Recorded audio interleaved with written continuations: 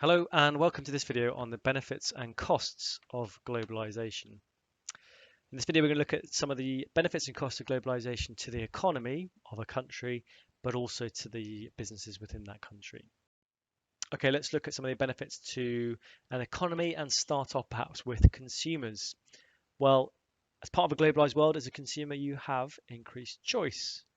You can buy electronics, food, clothing from many different countries, and perhaps as a result, you might get better quality. In a globalized world, we can source our products from those countries or businesses that do it the cheapest. From a country's perspective, globalization offers the potential for growth if we have a specialized industry or services that are in high demand, then there should be an increase in exports and GDP. There's an increased international economies of scale, could be a benefit. And there may be greater employment opportunities. If you are a country that is taking advantage of globalization, have high demand for your goods and services, then there should be more jobs being created. Let's look at, particularly from a corporate firm or business's point of view, what would be the advantages of globalization? Well, greater revenue as you sell your products into new markets, possibly lowering of costs as you decide to offshore, outsource, or seek production where it's cheapest, so therefore greater profits. Greater profits may allow you to invest in more innovative designs. Globalization, access to new territories and new countries may open up sources of raw materials that you could take advantage of. Here we're thinking kind of maybe the oil industry, things like to do with the primary sector. Access to labor, cheap and skilled. So the opening up in China has allowed many businesses like Apple, for example, to use their cheap and skilled workforces to help manufacture their products. Maybe controlling or getting access to key supplies. So we're thinking maybe if you would a business that would do a joint venture with a local government in the Middle East, then you might control an oil well, for example. And companies can benefit from global economies of scale. What might be some of the costs of globalization? Well, and globalization tends to, or has been shown to result possibly in more income inequality. So the gap between the rich and the poor getting wider between countries and also within countries.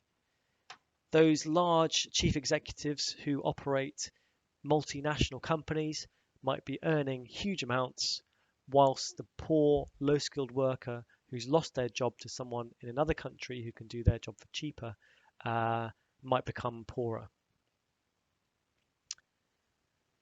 Some would argue that globalization has allowed large, rich Northern Hemisphere countries and their companies to dominate global trade and to use resources of other countries and dominate their markets as well. So the flip side of that, there may be a lack of opportunities for the poorer countries to be able to have access to markets. When you consider how many products are available in this country from developing countries and compare it to how many products are available from other developed countries, you might see there's quite a stark contrast with few developing economies, companies succeeding or having access to the UK's markets. A globalized world with lots of trade means that we are very reliant on the performance of other economies. So rather than being self-sufficient, we rely on other economies being customers for our businesses.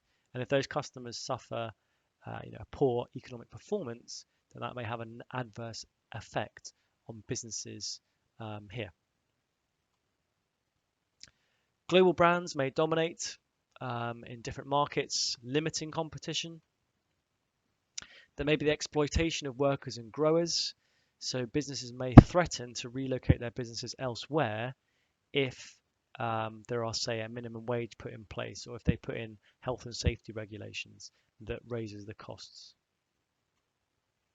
Some people complain that everywhere you go these days, you see the same fast food restaurants and the same coffee chains, and actually as a result, individual countries are kind of losing some of their cultural identity. Another criticism of globalization is it leads to a race to the bottom, and this can often be related to things like tax. So large corporations may threaten governments by saying, well, if you don't cut your tax rate, your corporation tax rate, we will move our business somewhere else where there's a lower tax rate. And what ensues is a race to the bottom where governments cut tax rates to try and attract businesses.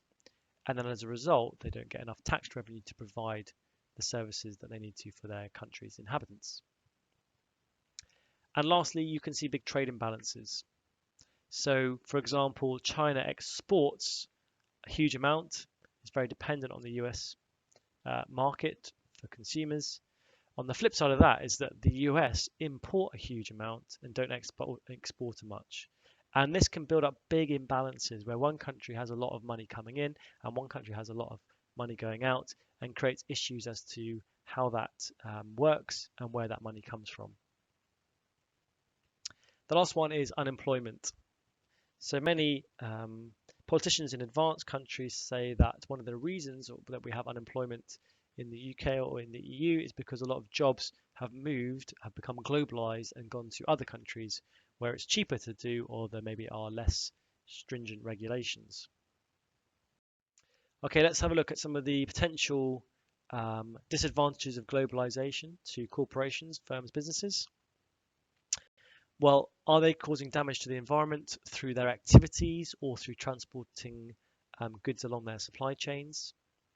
Are they exploiting, or are their workforce being exploited in their name? So often large corporations hire businesses in emerging markets to do their production for them.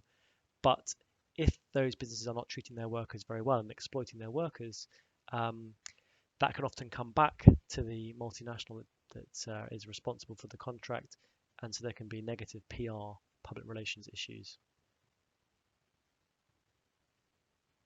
Some markets, as a result of globalization, there can be a monopoly position occur when one company dominates, which limits competition.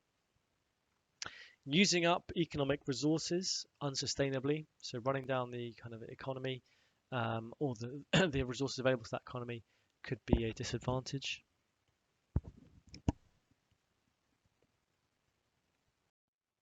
Okay, some other issues to consider with globalization. If you have globalized businesses, so multinationals like the ones we've mentioned already, who are they accountable to? So who are they responsible to?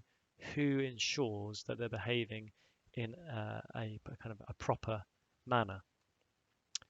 Some people have argued that globalization and income inequality and the constant pressure or movement of or homogenization, making everything kind of more like the same, has fueled potential terrorist reactions. Do businesses have an ethical responsibility?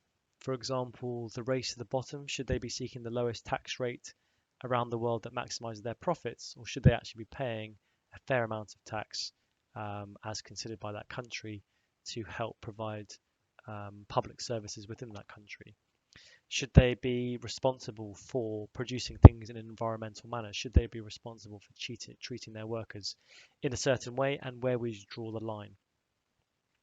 The last one is that globalization, big migration flows, large levels of unemployment, big trade imbalances have led to some instances where people have protested, and there have been examples of political unrest as a result, as a kind of anti-globalization message. That's it. That's the benefits and costs of globalization. Thanks very much.